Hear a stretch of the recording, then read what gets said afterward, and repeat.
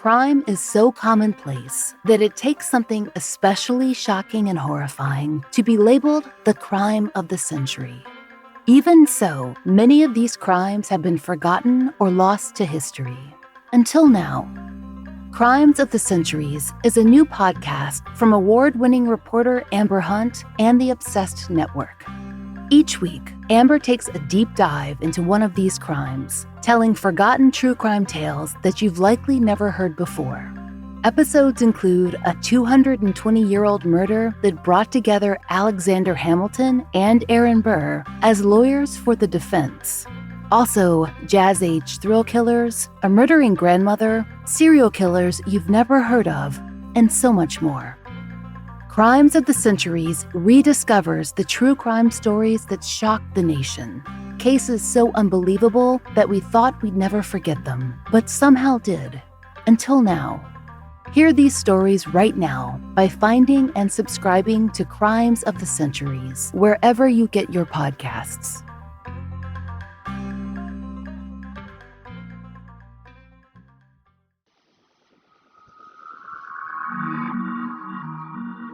I'm Laurah Norton, and this is One Strange Thing, the show where we search the nation's news archives for stories that can't quite be explained.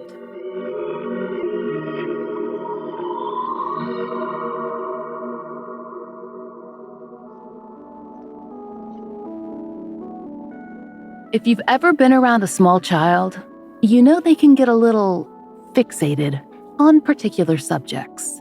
Actually, if you've ever been a small child, and we must assume you have, but if not, do get in touch because we can probably manage to make an episode about you.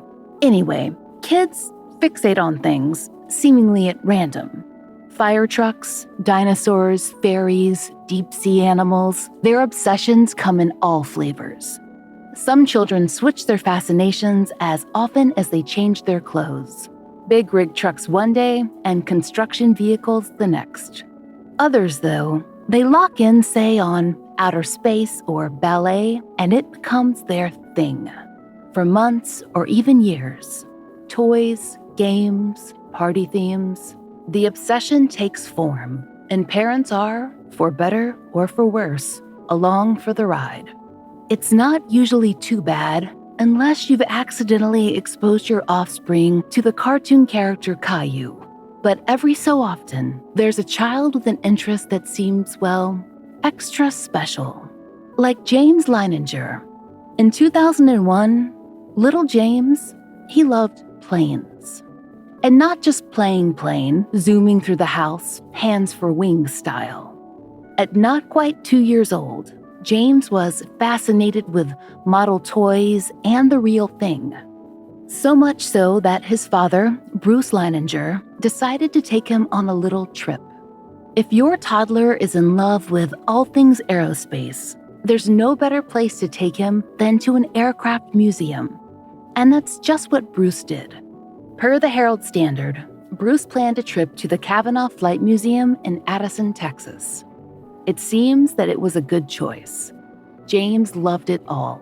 But per the Standard, James was, quote, mesmerized by the World War II collection. He wanted to spend most of the day in that one giant room, staring at more than 20 vintage planes. Most of the so-called warbirds were still in working order and were flown all over the United States for special demonstrations. And the museum's website even advertises private flights, if your pockets are deep enough. The Leiningers didn't spring for that once-in-a-lifetime experience, but they didn't have to.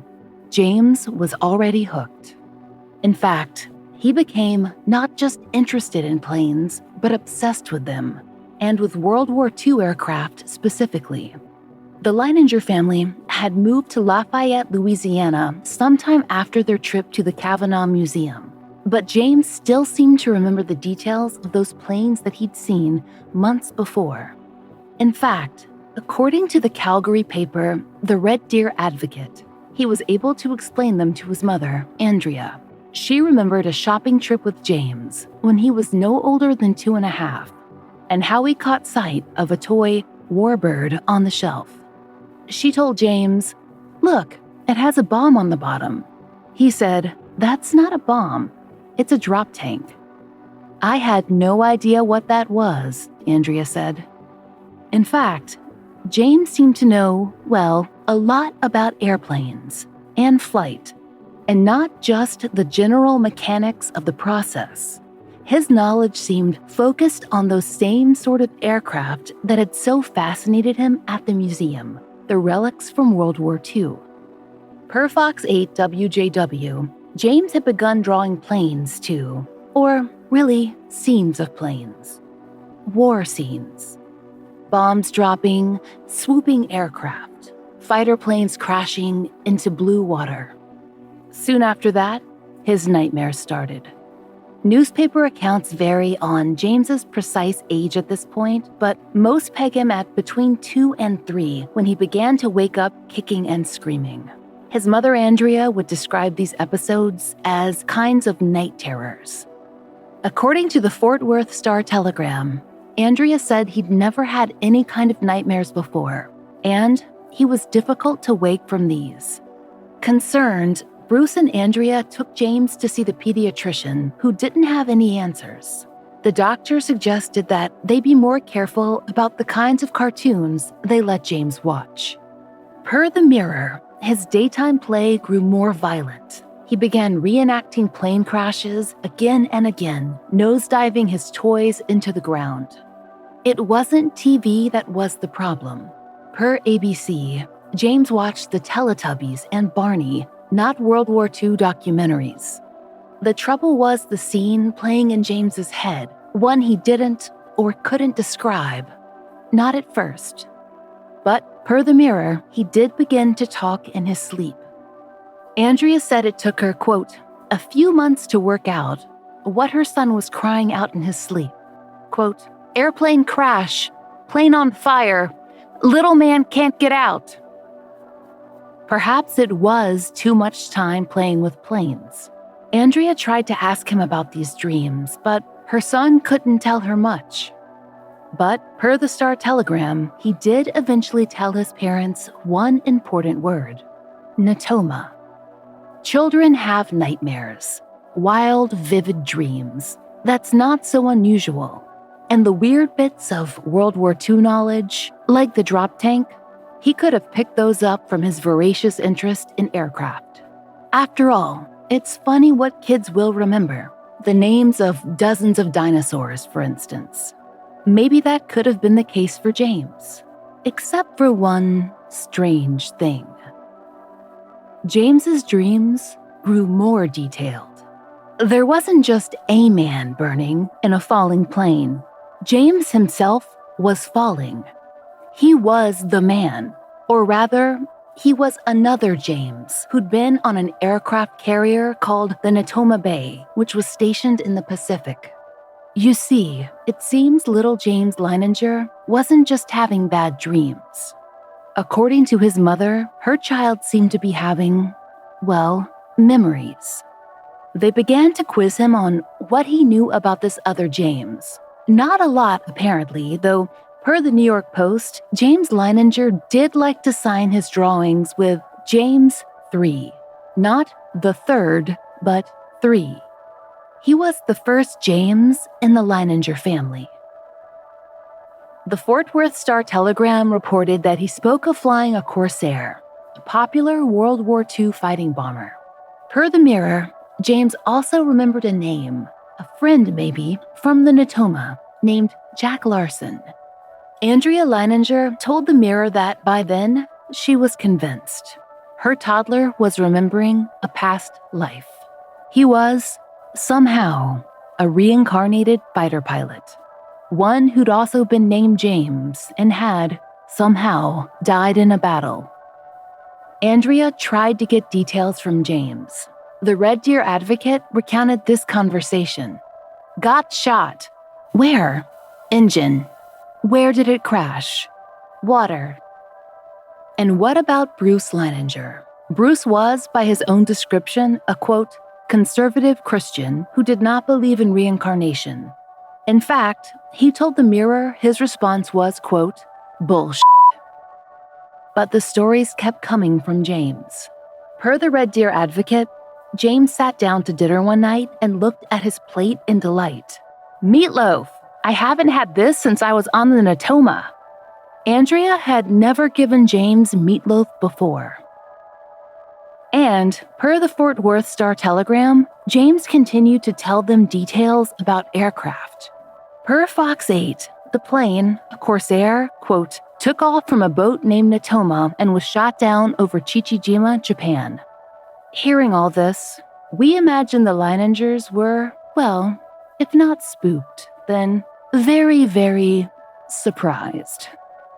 For her part, Andrea was willing to reach out to hypnotists and researchers into past life studies.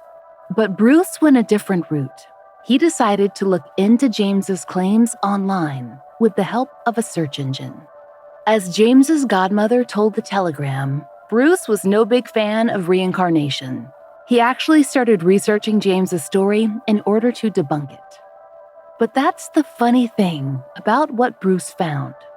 According to the Mirror, his inquiries found more information to prove James's stories than to disprove them. He began to look into the Natoma and a battle that would have taken place in Iwo Jima. Per the Mirror, there was such an event. Exactly one pilot died during that fight, James Hurston Jr. According to the Mirror, quote, he was shot down on March 3, 1945, while on his 50th mission. Actually, he was already cleared to return to the United States, but had volunteered for that flight. His plane had been shot down and had gone down over Chichijima. Military memorial pages describe him as a very good pilot who tally-hoed or spotted many enemy planes and even one submarine. So, Bruce had found a James. Another James, that is. And that's not all. Bruce was able to track down the name his son James had mentioned, a Jack Larson who had served on the Natoma. Soon, they were finding all sorts of veterans. Bruce even took James to a reunion of the Natoma crew. James's first comment was, according to the Tribune Review, "They're all so old." But then James, who was 6 by that time, spotted a familiar face. Fox 8 reported that he approached one man and said, "You're Bob Greenwald." This was, in fact, Bob Greenwald. As should come as absolutely no surprise at this point in the story, James had never met Bob Greenwald before.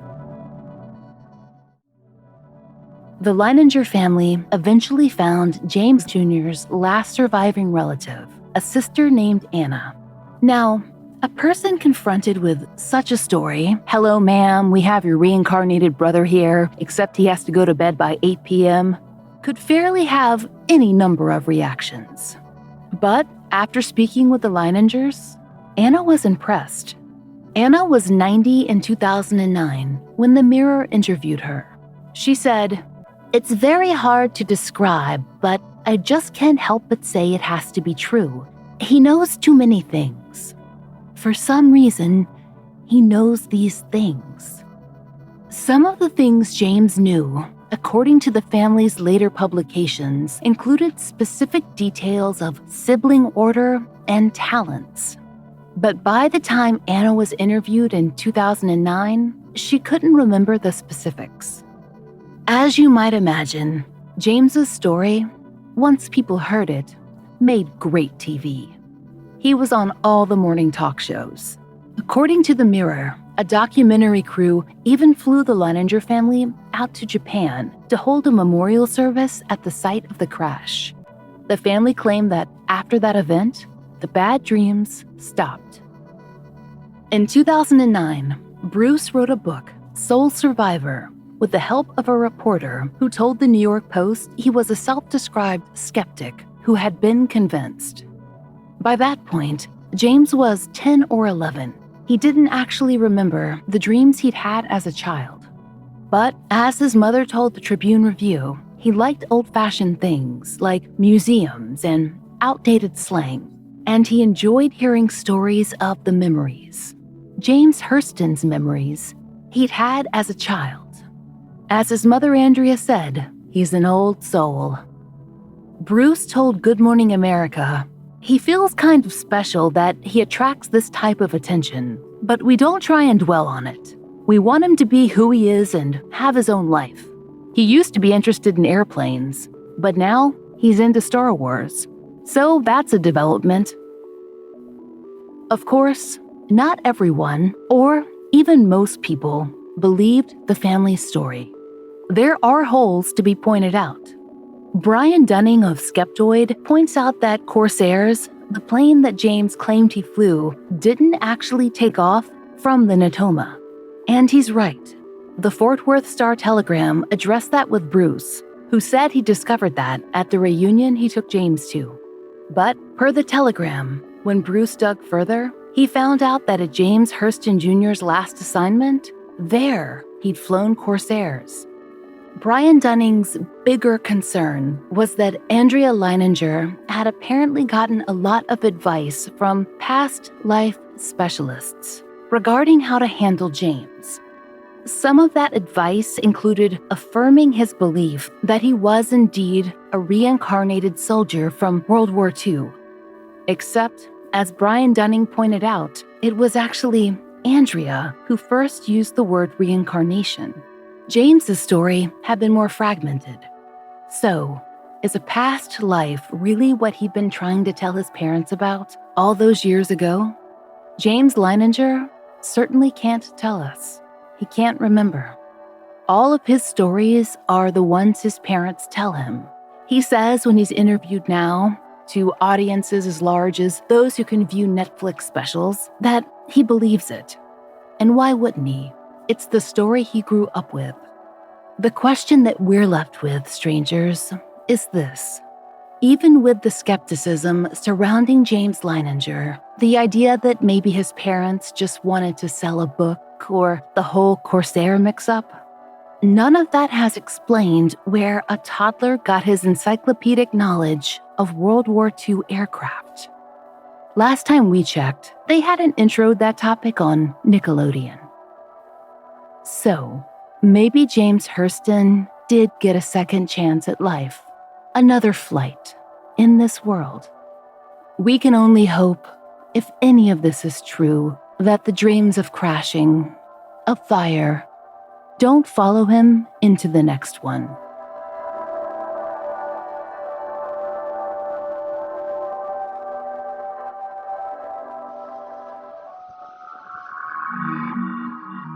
We hope you'll join us next time for another real-life story from the fine print of America's local papers. From the lives of regular people, just like you and me. Except for one strange thing.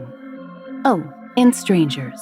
One Strange Thing is an entirely independent production. To support the show and to hear more of the entirely true and enticingly peculiar, join us over on Patreon. There, you'll get ad-free early releases of our regular episodes, full-length bonus episodes, and plenty of other fun content, all for $5 a month. There's a link in the show notes.